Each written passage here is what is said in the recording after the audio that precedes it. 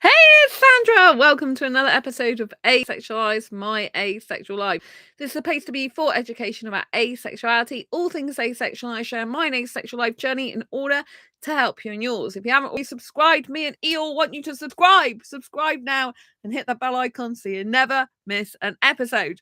So yes, in today's episode, I want to wish you a very happy Ace Day, and let's discuss asexuality. So if you're new to the term asexuality, what is it? What does it mean to be asexual? Let's discuss intimacy and connection without sex. So I want to ask you, have you ever had someone come across your post about asexuality and speaking really nicely about it and wishing everyone to be amazingly well and happy, and it's heartfelt and they're not asexual? Well, this is what's happened on the post that I post on Facebook. So I've got an entrepreneur friend on Facebook, and he's Indian actually. Hello, my Indian fans out there. And he wrote on my post. So this was a post that I posted, which you've probably seen is got the same one on YouTube. And I posted, Happy International Asexuality Day. Asexuality is a sexual orientation that's a lack of sexual attraction, from pure asexuals to grey asexuals. Some asexuals never want sex and never have it. Yes, people can have loving relationships without sex ever, which we're going to be discussing how that is possible in a moment. How are you celebrating today? So one of my friends, it was so lovely to see his message. I've been actually with one of my best friends today, so I've been out all day. But this guy said, Happy International Asexuality Day. While I personally do not identify as asexual, I think it's so important to celebrate and recognize the diversity of sexual orientations and identities that exist in our world. It was so refreshing to hear someone say that. He continues to say, it's amazing to see the asexual community being celebrated and acknowledged on this day. And I hope that it helps to raise awareness and understanding about what asexuality really means. It's also inspiring to know that people can have loving relationships without the need for sex, and that there are many different ways to express and experience intimacy and connection with others, which we're going to be discussing soon. So, to all my asexual friends out there, know that you are seen, heard, and valued.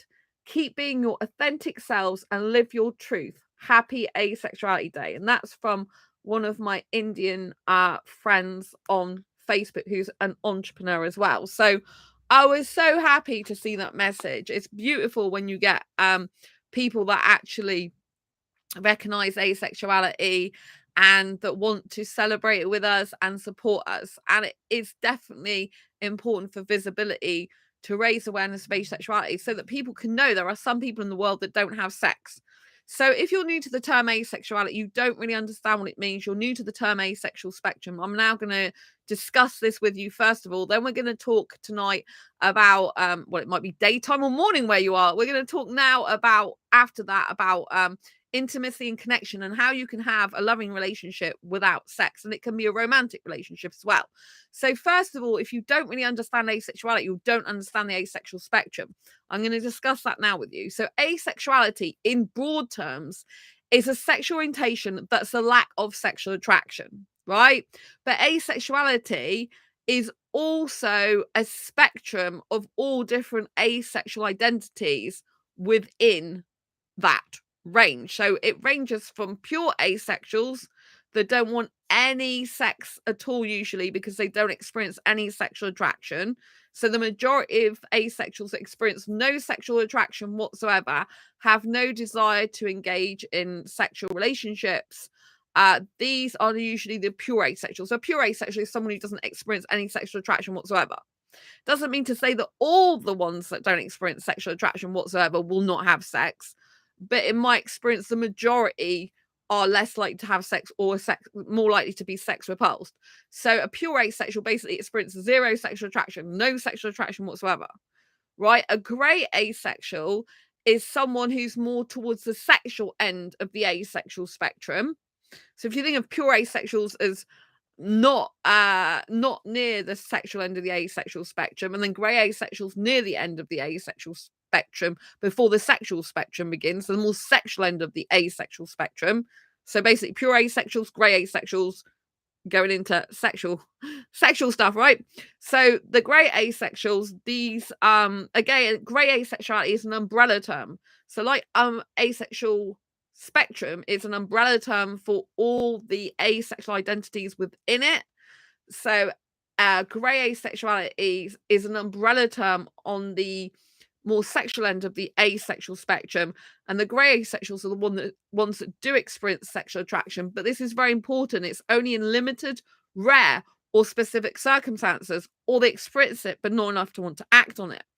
This still comes under a lack of sexual attraction, as in it's not the usual sexual attraction. They lack the usual sexual attraction, even if they might have some sexual attraction, right? So it's not the normal sexual attraction.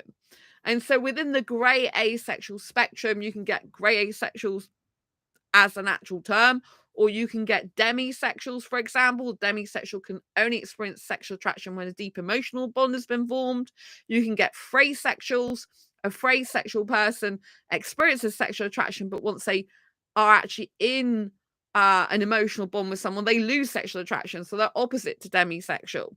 And then you have lots of other grey asexual identities. You have some where some asexuals that like the fantasy of sex, but not actually having it in reality, that type of thing. So in terms of like asexuality in general, you can get romantic asexuals and non-romantic asexuals. So a non-romantic asexual is known as an aromantic asexual or an aromantic asexual. That A stands for absence of romantic attraction, and the A in asexual stands for absence of sexual attraction. So someone can be asexual and aromantic, or asexual and aromantic, depending on how you pronounce it. And that means they can have a lack of sexual attraction, a lack of romantic attraction. An asexual person who has romantic attraction, they would have a different term in front of the romantic bit depending on who they're attracted to. So for example, I'm a hetero-romantic. So a heterosexual is someone who's sexually attracted to the opposite gender. A hetero-romantic is someone who's romantically attracted to the opposite gender. A homo-romantic person is someone who's romantically attracted to the opposite gender. A pan-romantic is someone who's attracted to multiple genders. A biromantic is someone who's attracted to two genders. So, you've got the equivalent in romantic terms that you would in sexual. So basically a homosexual, someone who's sexually attracted to the same gender. If they didn't experience sexual attraction, but they experienced romantic attraction, they would be homoromantic. So you just basically change the prefix, if you like, the beginning part of it, I should say.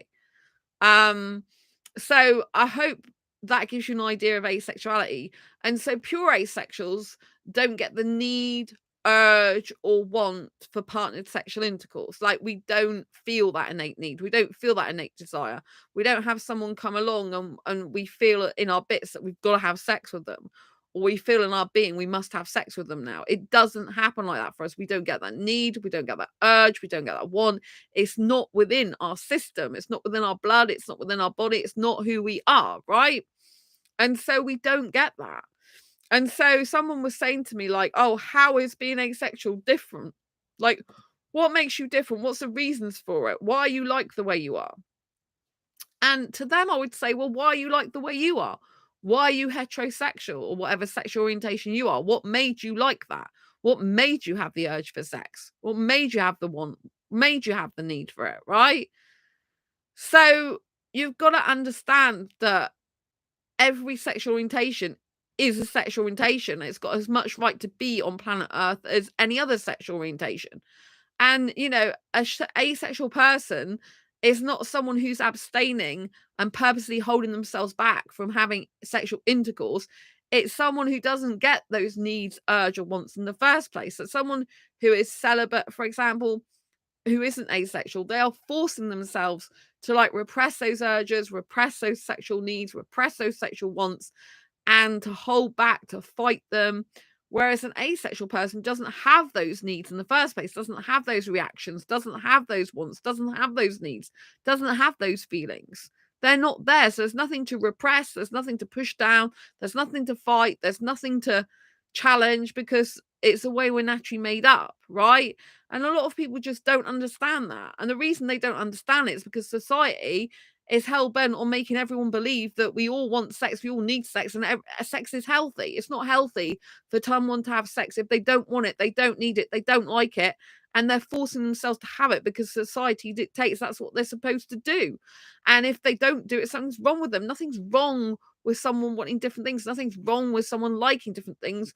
Nothing's wrong with someone not wanting and not liking things or not needing things, right? Everyone's different. Not everyone likes pizza. I actually hate pizza. I've hated pizza since a kid. I tried pizza bread when I was a kid and it was disgusting to me. So I'm one of the very few people probably in the world that hates pizza, but there is always someone who hates something out there, right? So just use the logic that everyone hates something. Not everyone likes every single thing that they eat or come across. So therefore, there's bound to be some people in the world that don't like sex, that don't need it, that don't want it, that don't get the urge for it. It's logical common sense, right? And so you have to understand there's nothing wrong with someone being that way. It's natural for asexuals to be that way. And asexuals are recorded 1% of the population, and they do more and more like surveys, and it's still like, it's probably more between 1 and 3% actually, but years ago it's recorded as 1% of the population. So that's what most people talk about, but it's still 1 in every 100 people you meet is likely to be asexual, just that they don't talk about it openly and they don't share it a lot of the time. But the reason why it's so important to talk about it openly and honestly is because the more people that talk about asexuality, the more it'll become normal part of society, and the more it'll become accepted. So the more we're able to find people of our own kind to relate to, make friends with, be in relationships with, and be able to be comfortable around and feel good about ourselves, and they feel good about us. It's all about integrating in a way which is authentic and we can be ourselves. Thank you for the thumbs up. Lots of love to you. And so it's really important that we raise awareness and we get people to understand. And the reason why asexuals do talk a lot about the ones that don't want sex, because there are some asexuals that do have sex, is because it's important that the world knows there are people out there that don't want sex. And these are usually asexual people, because we don't get the need, urge, or want for sex in the first place. Doesn't mean to say some asexuals don't have it, but the reason I talk a lot on this channel about the sex repulsed asexuals, even though I'm writing Asexual Guide to Sex book, I'm in my fourth year in June. It'll be the 4th year. So it's taken me nearly 4 years to write that book. And even though everyone in the book has had sex through their asexual, it doesn't mean to say those people are not asexual if they have sex. But there's a lot of people that don't have sex that are asexual because they don't get the need, urge, or want, or desire for sex.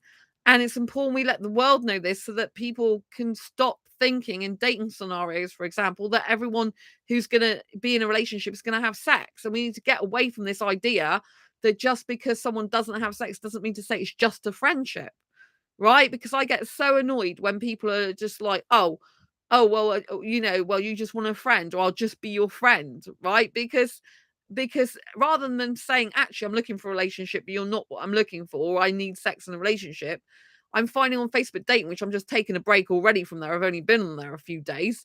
And it's like, the guys I'm getting, they're saying in the profile they're looking for a relationship and all types of stuff. And then they're telling me they just want friendship. And I'm like, well, that's not what it says in your profile. And they're like, well, actually, I'm looking for a relationship. But basically, I'm not the person they're looking for because I don't have sex. But they can't even be brave enough to tell me that, right? So it's like, the reason I spread awareness a lot about asexuals who don't want sex, don't like it, and don't need it is because we need people to get used to it in dating scenarios, on dating sites and dating apps. There are people that are not going to have sex. And so if you want a relationship, don't just think it's a given that someone's going to have sex with you on a date or in a relationship, because it shouldn't be that way anymore. It shouldn't be that every person who comes across a dating app automatically thinks everyone wants sex. And if they don't want sex, they just want a friend. This is just old school. It's so old thinking. It's like, where have you been? It's the 21st flaming century. We should know by now that there's different types of relationships, and you can have intimacy and connection without sex. So now let's discuss this, right? So How would a relationship between an asexual person and a sexual person work without sex? Well, first of all, both people have to be agreeing to it, right? If people have got such different needs, one person really needs sex, the other person doesn't, it's not going to work unless they decide to have an open relationship and that's a type of relationship they want. But a lot of asexuals, they don't want open relationships. There are some that do, but a lot of them don't. A lot of them require monogamy. I require monogamy. Just because I'm asexual doesn't mean to say I don't deserve the same faithfulness and loyalty that I would get in any sexual orientation and a person being very faithful and not having sex with someone else, right? But you have to understand that people do have different needs. And so if a guy, for example, I'm just saying guy because that's a gender I'm attracted to. So if a person wants sex and another person doesn't, that's not going to work together unless they came to some sort of compromise where one person could do certain types of sex and the other person would be satisfied in that. But they're still then going to be having sex. If you're sex repulsed, you don't want sex at all. That means any type of sex, like up the bum sex, down below sex, any type of sex, then you know what I mean? It's just like, or oral sex. It's just like, it's off the table, right? So you got to get two people who are willing to have a relationship, an intimate relationship without sex. And you got to have both people willing to do that and know that that is the main part of the relationship is not having sex. Now, different asexuals have different comfortabilities to do with physical touch. Some asexuals are so touch averse they don't even want to have any touching whatsoever in a relationship. There are some asexuals like that. I've come across quite a lot of asexuals that like little pecks on the cheek. They like a cuddles a lot. But in my experience, not that many asexuals are into kissing. I, on the other hand, are quite an exception to that rule because I am the opposite, an extreme kisser. I'm a hyper romantic and a hyper kisser, which makes it very difficult to find an asexual for a relationship because the majority of asexuals aren't into kissing unless they're on the much more sexual end of the asexual spectrum. And even some of the sexual end of the asexual spectrum, the guys are too sexual in that arena for me, in that area. So it becomes very difficult. But we've all got different needs. Some asexuals are like BDSM stuff without the sex. Some asexuals have fetishes, like foot fetishes. Some asexuals watch porn, some masturbate. So you could end up with another asexual person who's got a lot of the similar behavior to sexuals because sexual behavior is not the same as sexual attraction. So someone can lack sexual attraction, yet still have sexual action. So that's why some asexuals can have sex, because just because they lack sexual attraction doesn't mean to say they're physically incapable of having sex. It just means they're doing a process to give them a result of something without actually sexual attraction being involved. Just like some people can have one night stands where they don't love the person, they just want the sex. And so they've got the skills of how to have sex without loving the person. So some asexuals could love the person, have the skills of sex, or develop the skills of having sex without actually experiencing sexual attraction. So obviously you have to have both people in agreement with what type of relationship you're going to have. So it has to be a lot of chatting about what type of relationship that would look like, what it would look like physically, and how much time you would spend together, and what physical touch you would need, and stuff like this. But it does come with a warning that you should be getting to also know the person's personality and stuff. Like, I'm on Facebook dating. I've just literally decided to take a break again before I came on here because I'm like about 4 days into it. And I've already had a horrible experience on there, really, where there was a guy, a British guy actually, and every message he was sending me was of a sexual nature, a physical sexual nature. And he was a guy who said he could live without sex and clearly not, right? And it's just like every message, it's like, what about my personality? He did talk to me a little bit about other stuff as well. It wasn't just about sexual stuff. But if every message is about sexual, physical stuff, then obviously his mind is on that and it's very important to him. He wasn't talking about having full sex, but it was all the other stuff. And it's like, and I found out he's into BDSM and porn, and it's like, I'm not into that. I don't want a guy who's into porn, right? You're just not suitable for me, and wished him well, I know some asexuals don't mind porn, some asexuals are fine with BDSM stuff. I'm personally not. I can't stand it. I'm not interested. It really makes me uncomfortable. And when he was asking me questions about what I do physically with him, if I was in a relationship with him, don't forget I only just met him on there, and he already talked about it. The second message was like stuff about this, and it's like, I just got fed up with it. I just got so uncomfortable. And some of the stuff he's saying was contradictory or confusing. And I'm just like, I don't need that in my life. I don't need to be confused. I think if someone's causing you confusion, they're really not the right person for you, you know? And so I wished him well. I mean, he had checked out my channel, he checked out my book. So it wasn't like he completely like didn't like anything else about me, but it's just like, you know, I just like I haven't even been asked some of the stuff he was asking me by my previous heterosexual exes. I mean, like some of them didn't even ask me stuff like this, and they were actually in a relationship with me, and I'm just like, I just like, oh my god, he just wasn't suitable for me. Actually, I thought he was quite nice looking for a British guy, but and I thought some stuff, you know, like I thought the way he wrote long messages to me was nice, but it's not nice if it's just making me uncomfortable when he's asking me all these questions. So it's difficult because obviously, if you're thinking about being in a relationship with someone, then you do have to ask certain questions and find out if you're physically compatible with each other. But if every message you get just talks about that, then obviously they're not that interested in other stuff to do with you. You know what I mean? Um, so anyway, I wish him well. I hope he finds just someone who's into the same type of stuff as he is, because I think then he'll be fine and he'll really dig them and they'll probably, you know, and vice versa. So I just think he's not suitable for me. He's just too sexual for me, you know?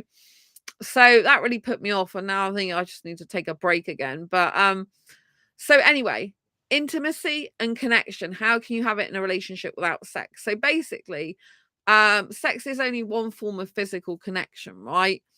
And intimacy can come in many forms, right? One of the most intimate things you can do is have deep conversations with each other and be able to be vulnerable with each other and hold space for each other without judgment and allow the other person to share things and to talk to you openly and honestly and vice versa. Like, asexuals love for a deep emotional connection. You get emotional connection by revealing your secrets to that other person, by sharing your innermost thoughts and feelings with that other person. That's how true intimacy is. It's not about genitalia. True intimacy is about sharing your feelings, your thoughts, your goals, your ambitions, your dreams, and hold a safe space for each other to discuss really difficult topics and have hard conversations. So, intimacy is a lot to do with emotional connection. You can have intimacy where, for example, when you can have intimacy in a dating setting where you're just like, like you've got an intimate table, like you're on a table for two with candle lights and you're having a beautiful meal together and you're just sharing that intimate space, holding hands with each other or looking into each other's eyes. Just the connection between your eyes and them and the smile is very intimate. If you're dancing, I love dancing. And if you're dancing together, even if you're not even touching, but you're nearly touching, that can be a very intimate, sensual thing. You're like in each other's space, in each other's frame. Um, and when you feel the person's energy, you can have an energy like transference without actually physically touching someone. So that's an intimate thing as well. Also, like you could pick a date where you are doing something intimate together. So it might actually be something like it might be like an adrenaline thing you do together, like a red letter day or an experience where you're in a panic type of room situation, like you're in a room. And I don't know if you've seen these experiences where you can be locked in a room and an alien's trying to get at you and you have to escape the room. It's like an escape room activity. Well, that can be quite intimate because you're both put in a very vulnerable position and neither of you know how to get out of the situation. You're thrown at the deep end together and you have to be able to work something out together on how to get out of it. So you're having a shared experience under a frightening scenario, and that can actually bring you closer together because you're having to work out how to escape together. And that's a very intimate thing. You can have intimate things in terms of writing to each other, the way you write towards each other, the way you message towards each other, all the communication, the body language between you, the smiling at each other, the looking at each other, like just like sitting there, no phones, no social media, just looking and holding the other person's hand and saying, I hear you. and them sharing things with you, like sharing their past with you, such as maybe they were bullied at school, maybe there was something that happened in the past that wasn't great for them, or maybe they just tell you something joyous. Like, for example, I'm going to Disneyland Paris next month for my birthday, a late birthday present because my birthday's this month. And my best friend Sammy's coming to see me for my actual birthday. We're going out together for 3 days of birthday celebration. And so for me, when I talk about Disneyland Paris, you'll notice my eyes light up. And, you know, so if I was like sharing a beautiful experience like that, and I was like describing how amazing it made me feel and all these positive emotions, and I'm sharing that with the person, I'm looking in their eyes, I'm smiling, I'm holding their hand, or even without hand holding, I'm sharing. So I'm sharing the downs of life and the ups of life and the joys of life, a range of emotions. This can be very, very intimate. So when you're having a deep emotional connection relationship, this is real, true intimacy. It's when you're sharing your thoughts, your feelings, your emotions, you're holding a safe space for each other, you're sharing the joys of life, the cruelties of life, you're sharing life itself, you're speaking openly from your heart, and you're literally looking into the person's eyes and you're not distracted, you're actively listening to them. That is very, very, very intimate. You can actually be just, um, you could actually just be holding the person in your arms without no sex whatsoever. You're just cuddling them. Maybe they've had a bad day. Maybe they're not feeling too well. You just stroke their hair and cuddle them. That's a form of intimacy. Yes, it is physical intimacy, but it's not sex. You're just holding them, you're stroking their hair, you're telling them everything's going to be okay. I'm sorry you've had a bad day. I love you, gorgeous. Do you know what I mean? All this type of thing. Do you know how that would make someone feel if you're holding them close to you and you're stroking their hair and you're making them feel amazing and giving them so much love? And when you are sharing your thoughts and your feelings and you're getting a lot of good vibrations back and you're getting someone actively listening to you. So active listening is when someone can even recite back to you what you said um in the conversation with them. So, for example, when I was talking to my best friend today, I can't say what topics we were talking about because it's private, but I was literally listening to what they said. Then I was reciting back to them what happened. So I occasionally do interrupt because I go off on tangents with them. So when I talk about something, I was like, oh, that reminds me of that. And then I'm like, oh, I interrupted you. Let's go back to what you were talking about. And then I'll literally list like 4 things that the person was talking about. And so it was setting it up for like, this is what I've heard you say so far. So when someone feels heard, truly heard, that is a form of intimacy and connection. When someone's actively listening to, genuinely heard, genuine compassion is felt for that person, sharing the joys and the ups and the downs of life. This is all intimacy. It's building that trust together without judgment. It's building a safe space for that person. It's building a loving, caring, compassionate relationship. This is true intimacy. Intimacy is not sexy lingerie and what genitalia you can mix with each other. That's not intimacy. Intimacy is deep emotional connection, and that should always come first before anything else anyway. The person you're with should be able to feel you in their heart and soul, and vice versa. You should know that that person's got your back, that they are kind and that they are compassionate and they are caring and they want to be like a best friend to you. They act like a best friend to you. They are there for you in good times and bad. Even if they feel tired, even if they've had a hard day at work themselves, they're still there to listen to you, to hear you, to be there for you, because relationships don't work just when it's perfect timing for you. That's not how life works. It's about obviously having your own space and time to yourself, but recognizing when your partner needs you, when they need extra support, when they need extra care. Maybe they're having a really bad mental health day, and all they need is for you to just say, just tell me about your day. Share what's happening. Share your problems. Like, you can talk to me. And sometimes all the person needs to say is, look, I'm having a really bad day. I woke up this morning. I'm feeling really upset and hurt. This, and happened, or something happened the day before, and I was really worried about it. And I'll be like, oh my gosh, I'm really sorry that you're feeling that way. Must be awful for you. This is empathy. This is compassion. This is caring. This is true intimacy. When we feel the other person in our hearts, we feel kindness towards each other. We feel loving towards each other. This is intimacy, right? So sharing our joys, our ups and downs, our thoughts, our feelings, emotions, having experiences together. Dancing to me is very intimate. This is why I don't just like dancing with anyone, because when you're dancing, you're in each other's spaces. A lot of the time, if you're doing partner dancing, like I tried salsa dancing on Monday, you're holding each other's hands. Like you've got your arm around the other person's arm.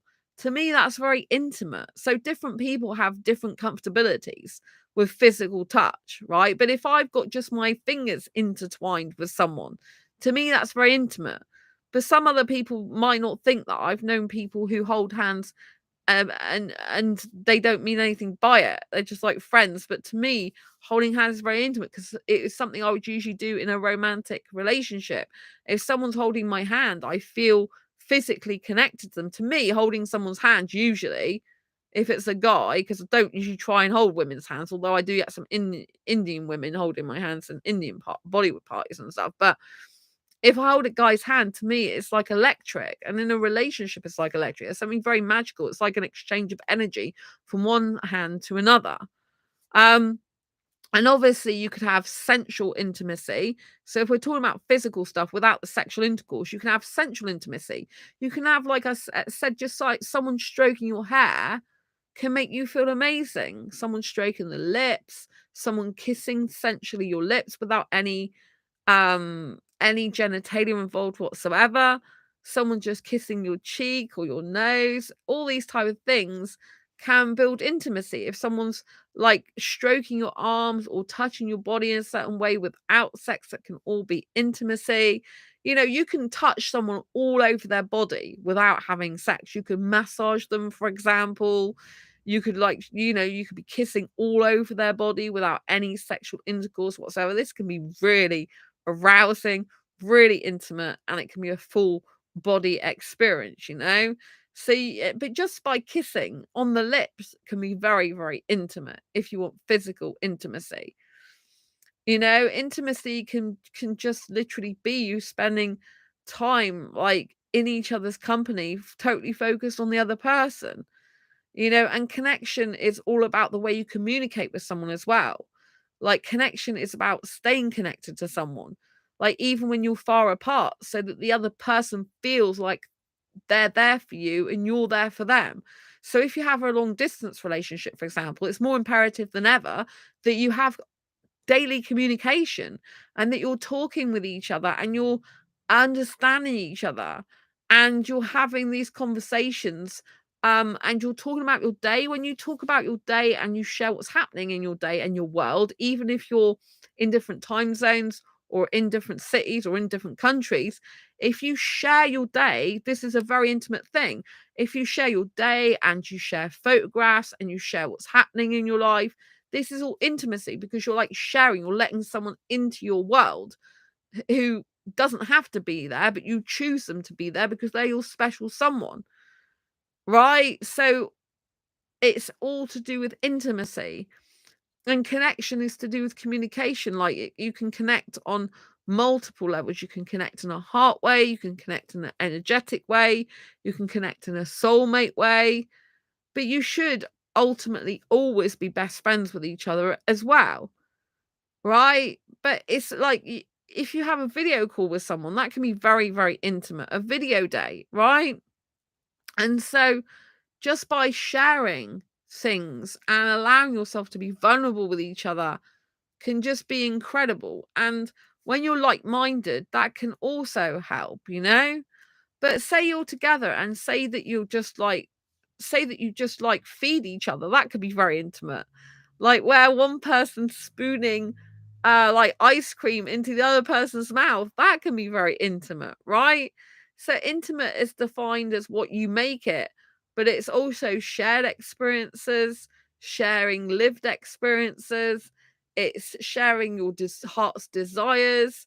So yeah, there is an element of sharing your desires with each other. So if you're a person who fantasizes, I don't fantasize, but if you're into fantasies, like some in people who fantasize, they could share fantasies together, and that would be very intimate. There might be someone who's into role playing and stuff like that, so that they do role play situations with each other. That could be quite intimate. A lap dance is intimate, right? If you want to go into real physical sexual stuff, like actually having intercourse, like one person could dance on the lap of another person, and maybe they do um touch them in a lot of different places with their clothes on. That is intimacy without sex. Same as dry humping, when basically one person's like humping the other person's leg through the trousers and not actually having sex. That is another form of physical intimacy. Just stroking someone's hair and going like this to their cheek and kissing their lips, that is real intimacy. Sat on someone's lap and kissing them is intimacy. And so a lot of the time when we are intimate with someone physically, it actually bonds us more to that person because it releases certain chemical hormones, and therefore we automatically bond more with that person.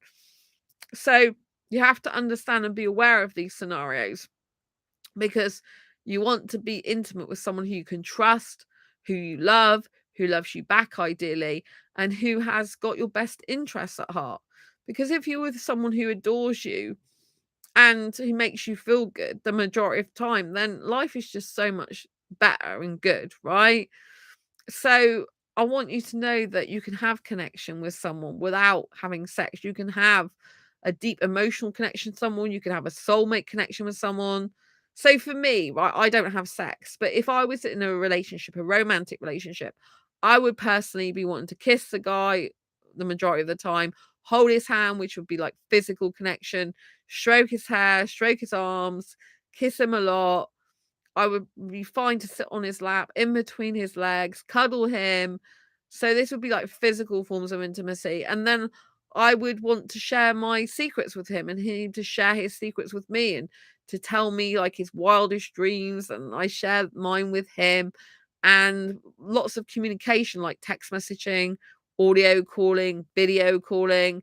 So we're constantly like in communication, connection, share. I would want a guy who was like saying, like, oh, today, like, I'm seeing my friends, and like then we're going out for a meal later or going to the cinema, what we're doing, and and make sure he has time to actually video call me. So it's just mine and him time, quality time when he's not seeing his friends or working or doing other stuff, and planned quality time is an intimate thing to me. Like some people like acts of service where, you literally go and do things for the person. That could be an intimate experience depending on what they're doing, right? Just being in someone's space can be intimate. Like someone could be going up a ladder and the other person could be holding it and you're nearly kissing or something. That can be very intimate. So there's so many different ways that physically you can be intimate without sex. Like any type of touching, any type of like like uh smiling connection, any type of cuddling, any type of stroking and kissing and caressing. These are all ways you can be intimate without the sexual intercourse. And building connection is all about like learning about someone over a period of time, and someone being persistent and consistent and showing up for you and you showing up for them over a long period of time, not just a short time but a long time, so that you can get to know that person bit by bit and share more and more things about yourself, because there's always something to learn about the other person. Do you know what I mean? You probably never know everything about a person. Um, but yeah, it's just really important that you understand that you don't have to sex to love, because love is all about trust, companionship, compatibility.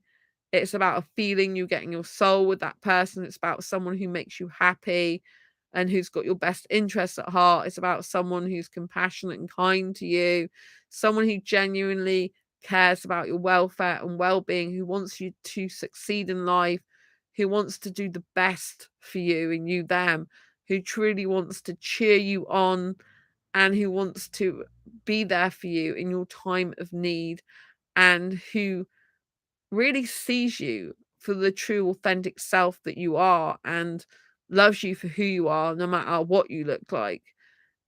Someone who is willing to be vulnerable with you and maybe share things that they never share with anyone else with you, and they choose you, right? It's really important to be chosen by someone. Because if you're chosen by someone, it feels a lot better than just like, oh, they were desperate to get someone. So I think it's really important that you understand that sex is like a genitalia thing. It's not love.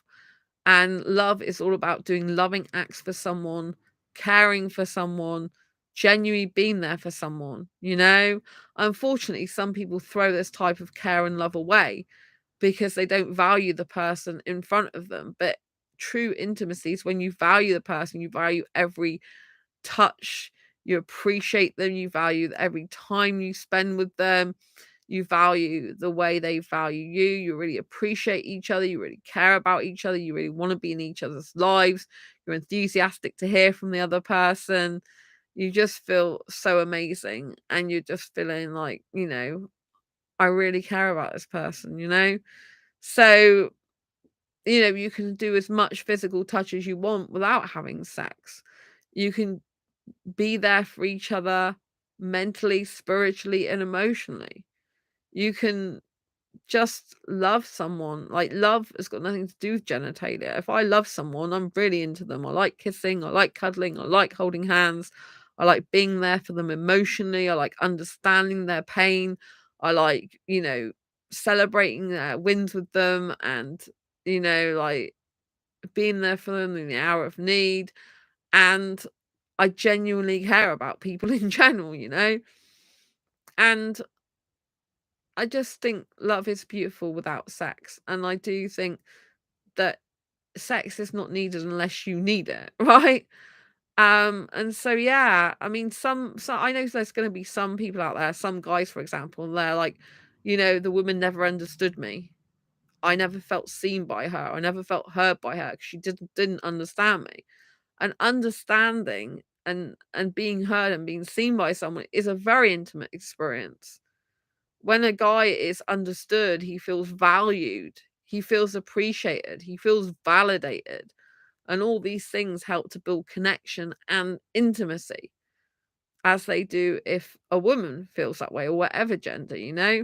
So it's really important that you understand the dynamics of a healthy relationship, and that a healthy relationship is built on intimacy of the mental kind, so mental connection, mental awareness, being able to share thoughts and feelings, a spiritual connection where you feel like, oh, I feel just comfortable around this person, like I can be myself around them.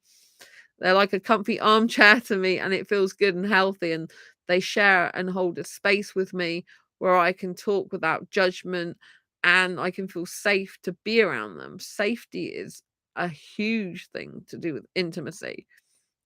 And if you're in a relationship, and you know that you can actually ask each other about physical stuff you may want to do with the other person, it can be a very intimate experience if you're trying something new with the other person, or just because it is new with them, because every type of person is different. What some person might like, another person might not. Someone might like their earlobes kissing and think, oh my god, this is so sensual and intimate.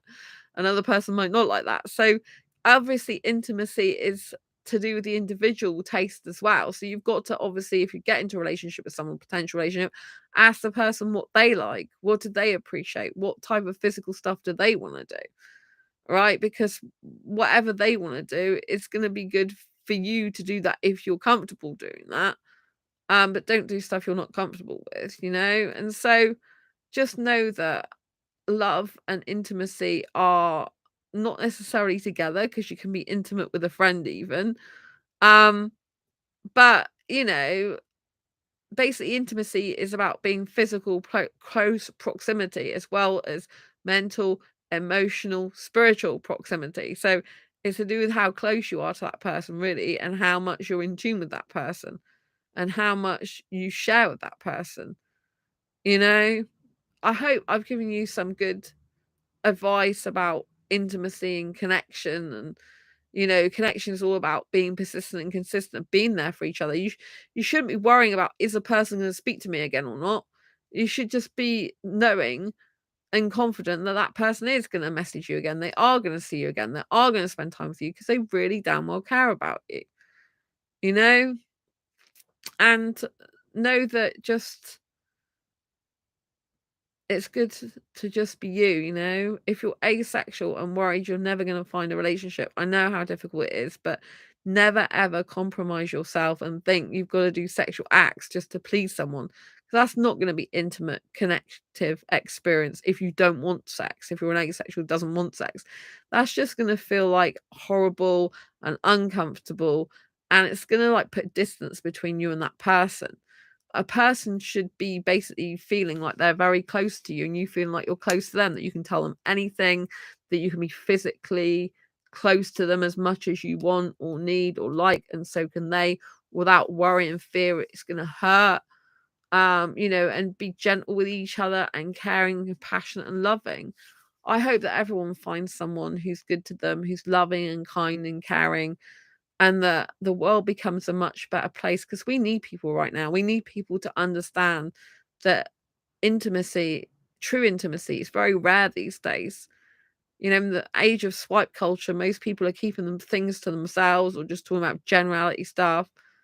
But actually, the person you're going to spend the rest of your life with, or going to be in your life forever, are the ones that you can share your deepest thoughts, feelings, emotions, and secrets with, because that is true intimacy. And that doesn't require genitalia at all. It requires a deep, loving, emotional connection and commitment to say, hey, I hold my hands up. I really care about this person. I want them in my life and I want to share things with you, you know? So never, ever, ever think that you can't get love without sex. I know asexuals are in relationships with other asexuals. Some of them are married and they love each other and they have a really gorgeous, beautiful relationship. So it can happen. There are some rare sexual people out there that can be with asexuals without sex, because sex isn't love. Sex isn't love. Sex is just one form of physical expression that some people might want to use to communicate they love, because that might be how they view their love language and communication. But it's basically just one physical act you can do with someone, right? But love is actually separate to sex. People can love people without ever having sex with them. You know, there's there's probably a lot of people out there that do love someone that don't actually have sex. I meet quite a lot of foreign guys who are still in love with their ex from school and stuff, and they haven't even been together.